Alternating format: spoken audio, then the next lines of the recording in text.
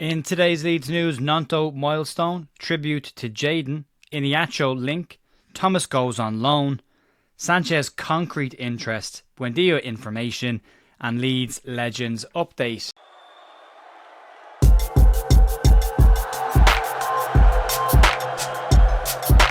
Morning folks, you're here at The View on Friday morning, the 17th of January, with your final Leeds news video of the week. You can check out the interview we did with Ben Jacobs from Give Me Sport last night on the channel. I'll link it at the end of the video, you can check that out as well. And we'll have an update on the Leeds Legends situation with a Q&A taking place in Dublin in February. That information on that will be towards the back end of the video. There's some bits and pieces to get into. There's not a lot of real news, but we'll clarify a couple of the stories that are out there, and we'll give you a couple of rundowns on what Ben said last night about certain individuals. But we'll start off with the milestone for Willie Gnonto, and it's been pretty much an up and down season for Willie Gnonto. But the Leeds attacker will know going into the game on Sunday against Sheffield Wednesday that should he play in that game, he will hit a major milestone. Should Gnonto play, he will play his 100th game for Leeds United since joining the club, which, whatever way you cook it up, is an impressive stat for any player at the age of 21 to have already accomplished in his career. And during that time, Willie will have started 65 of those games, and 14 of them were in the Premier League. Gnonto has also clocked up 17 goals and 12 assists during that time, so that's close to 30 goals and assists over 100 games, in and around a goal every 3-4 games, or goal involvement every 3 or 4 games, which is not bad for a 21-year-old, but obviously we expect a little bit more from him. But a fantastic achievement for Willie should he get on the park on Sunday, which you'll imagine he will. Moving on to a lovely tribute that will take place at the ground on Sunday as well, and Leeds United supporters have been invited to take place in a minute applause for young Leeds United supporter Jaden Banford, who unfortunately lost his battle with leukemia earlier this week. The 10-year-old had gotten a chance to meet some of his Leeds heroes when he visited the club at Thorpe Arch earlier this season, and the minute applause will take place on the 10th minute of the game to remember Jaden. Also, Jaden's sister Darcy will walk out onto the pitch wearing the number 10 shirt as well, and our thoughts and prayers go to Jaden's family during this really difficult time at the moment. So yeah, it'd be great to see everyone get involved in that one and give the family a bit of happiness in a tough day for them. Moving on, let's talk about some links to players potentially coming into Leeds this summer. This one, I'm going to caveat it at the start by saying this is not from overly reliable sources, so park it in the pinch of salt, bucket of salt territory until anything really comes out of this in the future. But according to some reports this morning, Leeds United are said to be the latest club interested in a move for former Leicester City striker Kelechi Iheanacho. According to these unconfirmed reports that have circled today, Wolves, Ipswich and Leeds United are all said to be keeping an eye and have interest in the striker, who currently is playing his football at Sevilla in Spain, but it's not going particularly well for him right now, and he only went there after his contract expired from Leicester, so it's not going well. He's looking for it an out, but it might not be Leeds. I would put this in the rumour mill pile for now at least and see what's happening. There's a lot of noise around different strikers. I think Leeds are putting just a lot of feelers out, and we'll clarify that when we get to the Emiliano Buendia story of how Leeds operate in that sphere, thanks to Ben. And then moving on to a youth at Leeds. Earlier this season, Leeds young attacker Luca Thomas went out on loan to York City and did pretty well when he was there. Had a really strong start to a season for the Leeds under-21s. Went out on loan, looked really good while he was there. He's come back to Leeds now, and he is confirmed to be going straight back out on loan again, and he's going to fellow National League side Halifax Town this time. And Thomas will sign on loan for Halifax until the end of this season, which will likely bring an end to his time at Leeds United. Thomas is on a 1-year extension that expires at the end of this season, and Leeds have a habit of loaning out young under-21 players towards the back end of their contracts should they not be in a position to offer them a new deal next season. If you look at Sonny Perkins, that's similar to what's happening with him right now. He's down at Leyton Orient but expected to leave the club at the end of the season. Keane Coleman has come back after his loan and he's expected to leave the club at the end of the season.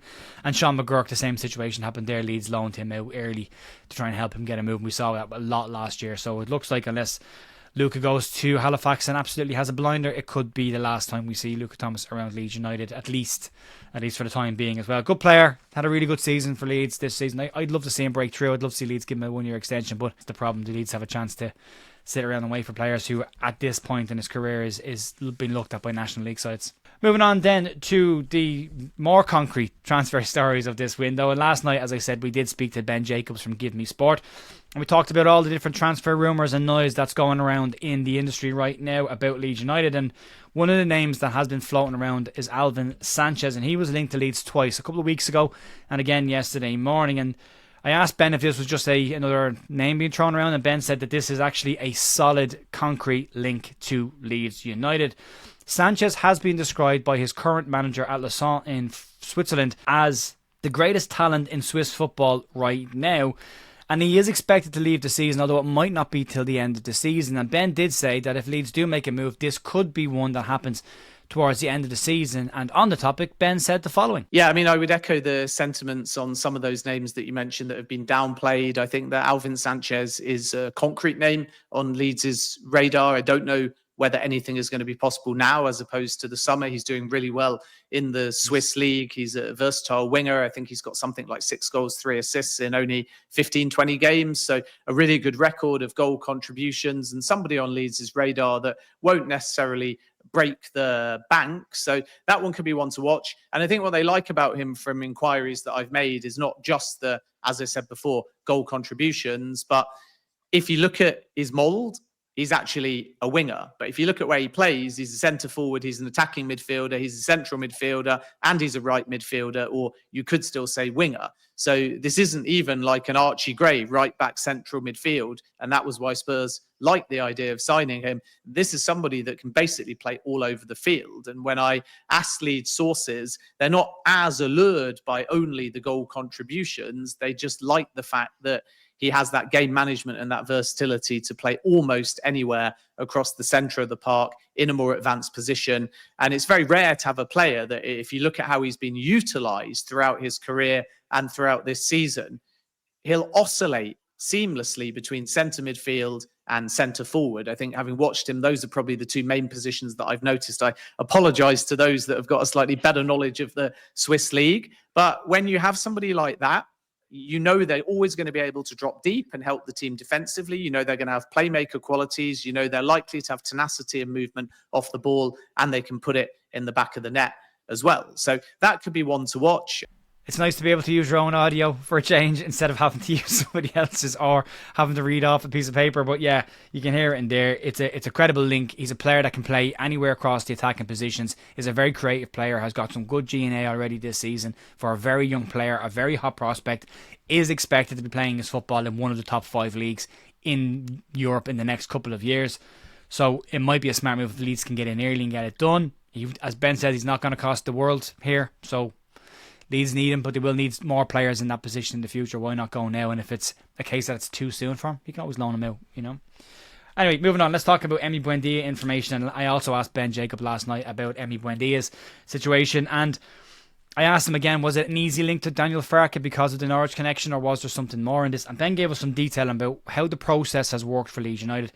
And he said what happened was Leeds make an inquiry first. So at the beginning of the January window, Leeds made an inquiry to Aston Villa about the availability of Emi Buendia. At that point, Villa said to him that there was no change in the player's position, that he wanted to stay in the Premier League. But Villa apparently could be keen to sell the player, but Leeds would not be in a position to pay the kind of money that's needed to buy him this year, but possibly next season. Ben went on to say that if the deal was to get done here, it might be towards the back end of the window, but it could be a case of both sides need to get something out of this. Villa will not give Leeds a free player for nothing, and that's why he said they're not a charity case. But he said if Leeds can get an obligation to purchase in the deal of a loan, then maybe Villa could be open to that, but it would be a very particular obligation. Villa will want an obligation on the player no matter what happens. Leeds will only want an obligation on the player should they get promoted to the Premier League, because Leeds won't be in a position next season, should they not go up, to afford a player like Emi Buendia's wages at the club. So it's a very particular set of circumstances. That's why it's not an easy deal to do, and that's why January can be a really tricky position. Leeds want the player, Villa want to sell him, but Villa know what they want for him, and they can sit and wait for a bit of time, and they can even wait till the summer to bring him in. So Leeds need to get that. An option doesn't work for Villa. They'll want the player off the books. Leeds will have to cook up some sort of an agreement. But the more the window goes, Ben says, the more that this deal might tick along, and you never know. By the end of the window, the player's position may have changed, and Leeds' position may have changed, and Villa's position might even have softened a little bit. So we'll keep an eye on that one over the course of the next couple of weeks. But there is links to Spain for Emi Buendia as well. So, and River Plate in Argentina have said to be interested in him as well. So plenty of noise around Emi Buendia for now. Anyway, Moving on then for the final bits of today, and we'll just give you an update on that as part of the Leeds Legends game, which takes place in Bray in Ireland on the 10th of May this year. There's also going to be a Q&A which takes place on February 21st. The event will take place in the Talbot Hotel in Dublin. As I said, the 21st of February, starting at 8 p.m. Stuart Dallas and Ian Hart will be there for the Q&A for Leeds fans if you want to go and attend. Ticket information is down below in the description, or you can check out the Borough Legends on Facebook for more information on that.